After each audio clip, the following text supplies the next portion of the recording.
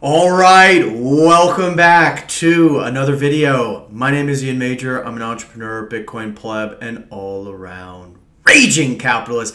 And in today's video, I am excited for a multitude of reasons. Number one, this will form the kickoff of a new series on all the different kind of extensions of Bitcoin's programmability that are happening before our very eyes. This includes sort of DeFi on Bitcoin, one of the most exciting spaces in the Bitcoin universe. And as part of this, I'm also announcing that I will be upping the posting frequency on this channel. Right now, I put out a video a week, but I will be increasing that to 2 videos per week. One that will probably go out on Mondays, and then another that will go out on Thursdays, just because there is so much good stuff to cover. So if you're not subscribed, I will lend you a helping hand. Here's what that button looks like. You are not going to want to miss any of this. We're going to be covering some really, really exciting stuff over the coming weeks and months. For those who are returning to the channel, welcome back as always, my friends. It is great to have you. And for those new, welcome as well. You have come at an exciting time, as it were. So in today's video, what I want to do is kind of provide an overarching framework by categorizing some of the different groupings of technology that is going into extending Bitcoin's sort of programmability on top of or around the base protocol. So we'll go through some of those key categories today, and then in future videos I'm going to do kind of deep dives into each of them, and we'll do a much more sort of thorough walkthrough as we go along. So with all that out of the way, let's go ahead and kick this off with kind of an introduction and overall framework.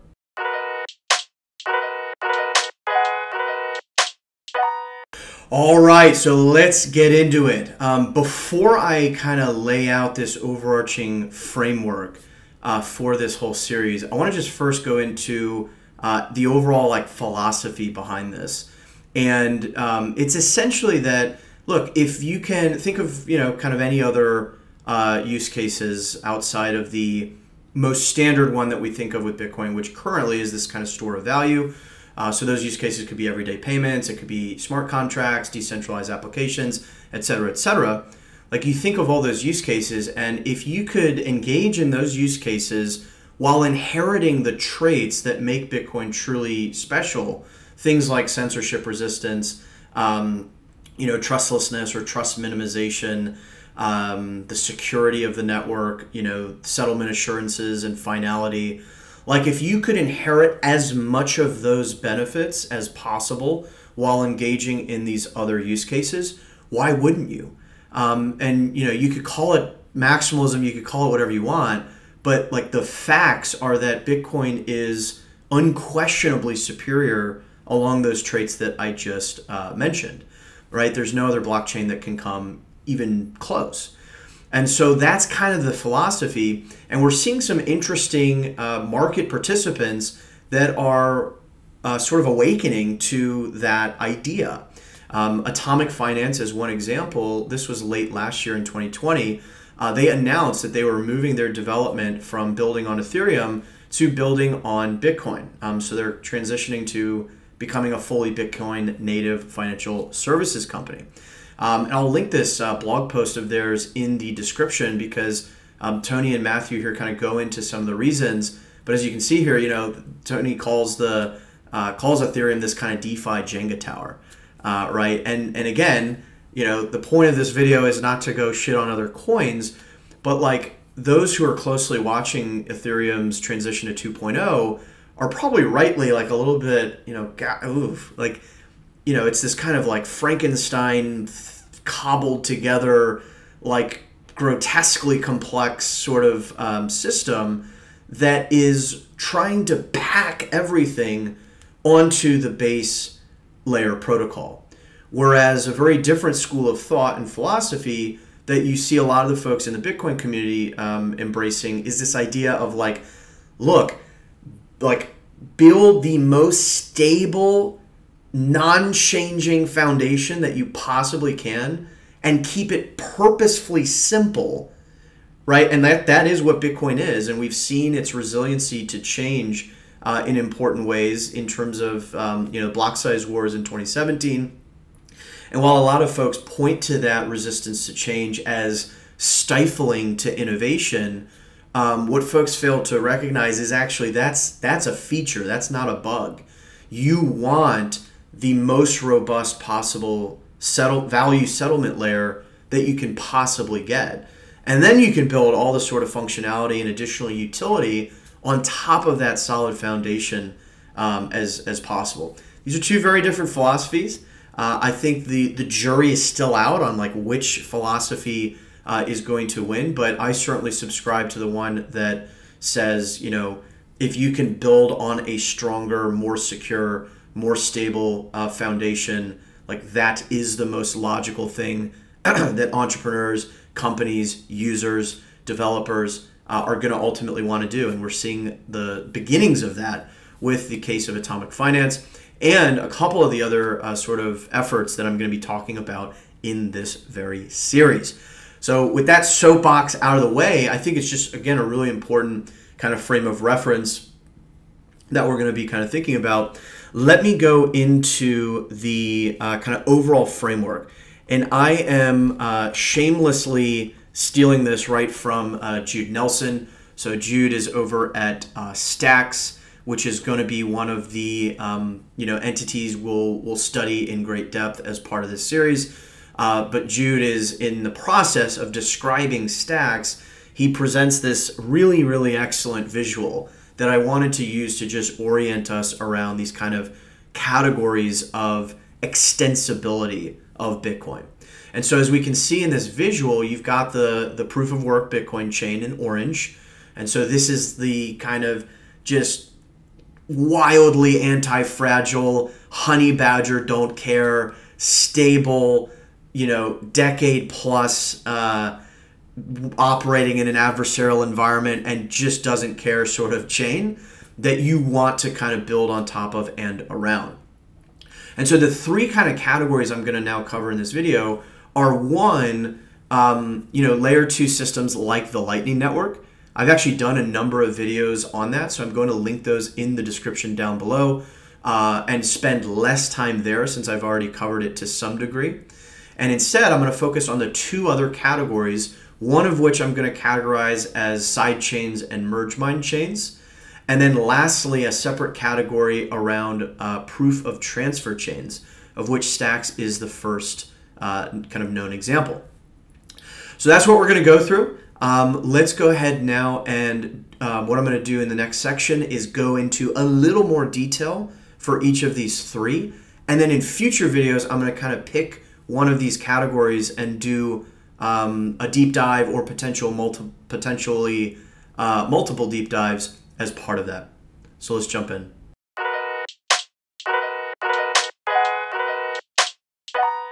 All right, so let's dive into each of these three categories. I want to start with Lightning just to hit on this first and go a little bit faster because again, I've done some of these videos in the past on the Lightning Network.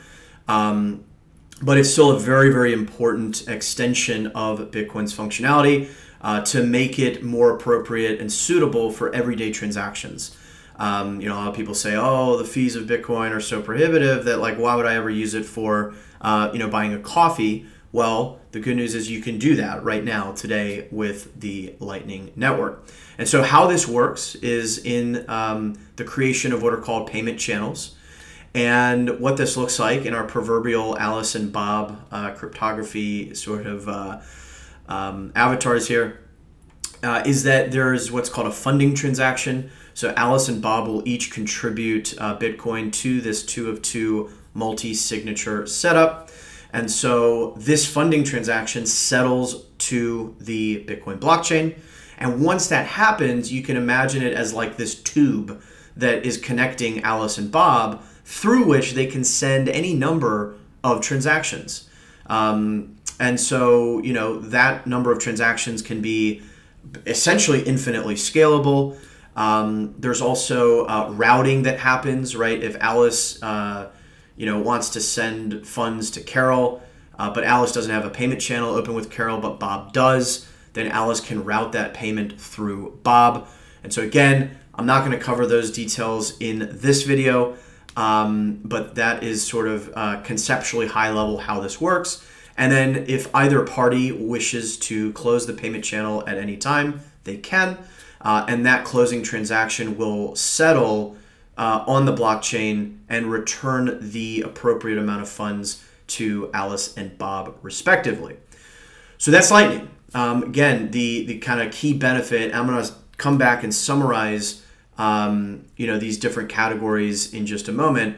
But the key sort of use case here is around scaling transactions and supporting kind of more everyday transactions versus I think what we'll see going forward are fewer and fewer low value transactions actually settling on the Bitcoin blockchain. And really on-chain transactions are going to be reserved for large kind of settlements of funds. So that's Lightning. Again, I've got a lot of other videos that go deeper on that. But let's now turn to side chains and sort of merge mined chains. And so this visual is a kind of decent outline of how side chains work. So a side chain is essentially a parallel blockchain that operates with this sort of pegging in and pegging out process. So essentially what happens here in the case of Liquid as an example, users can peg in Bitcoin that gets translated into LBTC, which is the sort of liquid pegged version of Bitcoin. And then once they have that LBTC, they can do whatever they wish with that. Liquid itself currently focuses a lot on kind of decentralized exchanges and enabling traders to conduct transactions faster and move across exchanges faster, that sort of thing. That's kind of the use case they've gone after with Liquid. And then you can peg out. So you take your LBTC and peg out, and you're returned the commensurate amount of Bitcoin. There's also the concept of merge mining, which is essentially when miners. So let's say there's a Bitcoin miner, and indeed a lot of the major Bitcoin mining pools contribute hash rate to side chains and merge mine chains, like in this case Rootstock or RSK is a very kind of well-known and big example that we'll be going into. And what's interesting is indeed Satoshi even teed up this kind of idea in a blog post back in 2010, which again I'll link just because I think it's somewhat interesting. But he sort of hints at this idea and topic of extending Bitcoin mining hash rate to essentially mine on other kind of networks. And so essentially, like how this actually works is you in the case of merge mining is that you are reusing Bitcoin's proof of work and creating a link between a block of a different blockchain. So let's say RSK is this example sidechain, and then you're essentially transferring information related to that block's hash and the Bitcoin block's block header. And so you're sort of creating this link between the blocks of the Bitcoin blockchain and the blocks of this merge mined sidechain. Those definitions can also get kind of conflated at times. I personally think the way to think about it is that sidechains are sort of a subset of merge mining in a way, I suppose, although maybe you could say the opposite. But some sidechains are merge mined, I guess is the way to put it. But again, that's kind of how they work at a high level. You have this peg in and peg out process, and sort of the asset that you're then interacting with on this kind of alternative blockchain is a pegged version of Bitcoin. Indeed, another good example of this is, so Ethereum has served as a side chain for Bitcoin. You have this wrapped Bitcoin or WBTC that I by as of this video's making, I think that has the most Bitcoin actually locked up in wrapped Bitcoin versus some of these other examples that we're talking about. So that's pretty interesting as well. One of the key themes, though, that you'll see me come back to time and time again as we go through this series is that there are trade-offs. And we'll cover this in just a moment when we kind of re-summarize. But what a lot of these solutions kind of give away in exchange for unlocking this additional functionality is that it tends to be less trustless. It tends to be more centralized, particularly with how some of these sidechain federations work in terms of the pegging in and pegging out process. Again, we'll cover that in detail in future videos, and I'll summarize that at the end as well. That is what I want to cover on kind of side chains and merge mine chains for now. Let's now also go to Stacks, and I'm going to link this blog post from Jude where he goes into what kind of blockchain is Stacks. But Stacks is really interesting. I mean, Stacks is kind of its own independent standalone blockchain, which settles on Bitcoin. And the way it does this is that Stacks miners have to spend Bitcoin. So that's an extension of Bitcoin's proof of work in a slightly different way. Whereas in the case of side chains like Liquid and RSK, you're sort of pegging Bitcoin in, and then you're getting Bitcoin back out. In the case of Stacks, you're actually spending Bitcoin for the right to write the next kind of Stacks block to the blockchain. And all of the Stacks blocks, all that kind of hashes associated with the Stacks blockchain are recorded on Bitcoin. And so if you wanted to, for example, go attack the Stacks blockchain and create some sort of reorganization that would enrich you as a user, you would essentially have to reorg the Bitcoin blockchain. And so in that way, Stacks has produced a rather elegant solution to sort of inherit as much of that network security benefit that Bitcoin brings to the table, which is pretty interesting. Let's now kind of take a step back, and I just want to do a overall summary now and go through what we just covered. Again, this was intended to be a bit of a fire hose. So this was for someone kind of brand new to these additional use cases. This probably would have felt like a lot, and that is okay. This was really just to orient you around the key categories, and then we're going to go into more detail in later videos. But let's just kind of recap. So we covered the Lightning Network, right, which is this kind of layer 2 network, very much on top of the base Bitcoin protocol, which operates through payment channels. So essentially, users on Lightning contribute Bitcoin to create these payment channels. Routing can occur across the network, and this supports use cases like everyday payments. The pros and cons of this, so it's insanely scalable. Right, like the vector that would limit scalability really comes down to like hardware that Lightning node operators use. And it's also solving real world problems, including remittances in El Salvador. That was kind of the big use case that El Salvador based a lot of its thinking around when it decided to make Bitcoin legal tender.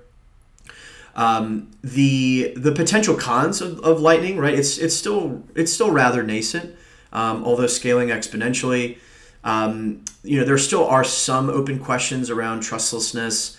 You have the emergence of major kind of Lightning node hubs that could bring more centralization, right, than you would want. There's also some other factors like inbound liquidity that can be a challenge for new users coming onto the network. Again, I cover that in detail in another video that I will link. But again, like you can't have it all, right? It's kind of this principle that there are trade-offs with any of these solutions. And so I think net Lightning provides just enormous utility and extensibility of Bitcoin in terms of everyday payments. But it remains to be seen as the network continues to grow, whether it will be able to preserve a sort of similar level of decentralization and trustlessness that folks enjoy on the base protocol. The answer, by the way, is probably that it won't, and that is okay. given that there are inherently trade-offs here. In terms of merge mining and sidechains, of which examples include RSK and Liquid, this operates via this kind of two-way peg to a parallel blockchain. In the case of RSK, they secure that through merge mining. So you have a lot of Bitcoin mining pools that contribute hash rate to RSK as well. And so the key use cases here are really about decentralized applications and smart contracts. Liquid itself, as I mentioned, has focused a lot on kind of traders and exchanges, whereas RSK is going for kind of a broader gamut of decentralized applications. And then the pros here are that this obviously does extend functionality and programmability in a way that is kind of verifiably pegged to Bitcoin. So like the resulting LBTC, RBTC sort of tokens, like they're not pre-mined. They can't be generated out of thin air. Like there has to be this kind of one-to-one peg with Bitcoin that is verifiable, and so that has its merits. However, as always, there are trade-offs, and so I think some of the cons related to this category are potential concerns, again, around trustlessness and centralization.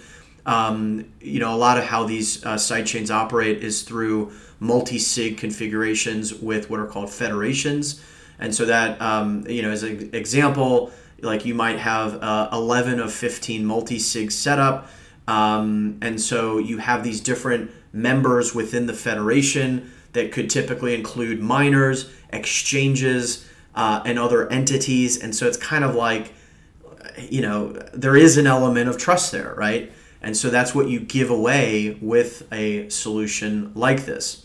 And then lastly, in the case of proof of transfer, of which Stacks is really the only example currently, the mechanism there, as I was discussing, is Stacks miners expend Bitcoin to write new blocks whose hashes are then recorded and ultimately settled on Bitcoin's blockchain.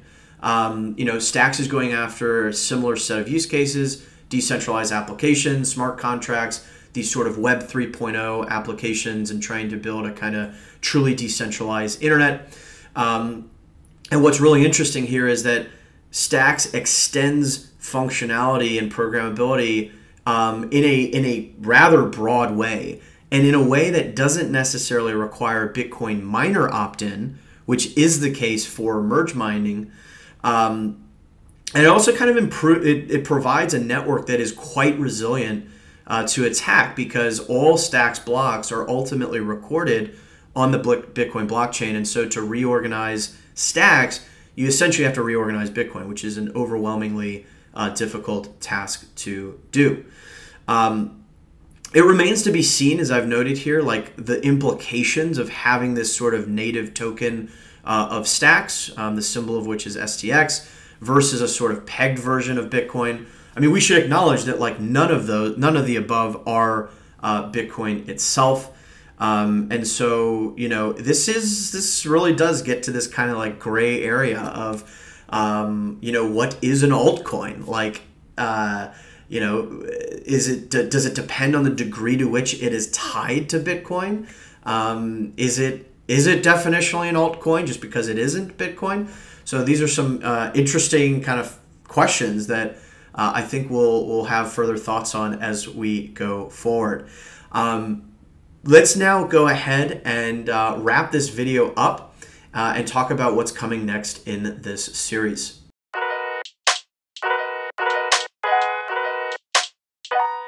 All right, my friends, so we covered a lot of ground in this video as promised and as we have a tendency to do. Just to recap, we talked about this kind of overarching principle that all these other use cases are great and noble, right? Creating a more decentralized world, and internet and decentralized applications and smart contracts. All of this is great, but there's a real debate raging around the best way to execute on those use cases. Is it to sort of kludge everything together on a single base layer, or is it to follow a more kind of layered approach? And if so, what do you want as that kind of base foundation? My advocacy goes for the latter, with Bitcoin as the sort of indestructible most robust, most anti-fragile, most resistant to change, immutable, base protocol layer for value exchange and settlement. And we then proceeded to, using that very helpful visual from Jude Nelson, talk about 3 key categories as it relates to extending Bitcoin's programmability either on top of or around the Bitcoin blockchain itself. We talked about Lightning Network and sort of everyday transactions. And then we talked about decentralized applications and smart contracts through sidechains and merge mining, as well as through proof of transfer with the case of Stacks. So we're going to leave this video here for now. This was very much intended to be a kind of fire hose of information, as I noted. We're going to pick apart each of these categories in a lot more detail in future videos. So again, if you're not subscribed, what on earth are you doing? But I hope you found this video valuable and useful. If you did, you already know what to do.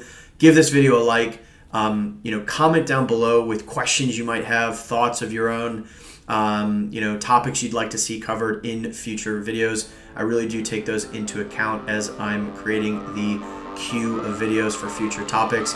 But for now, we're going to leave this video here. As always, every sat counts.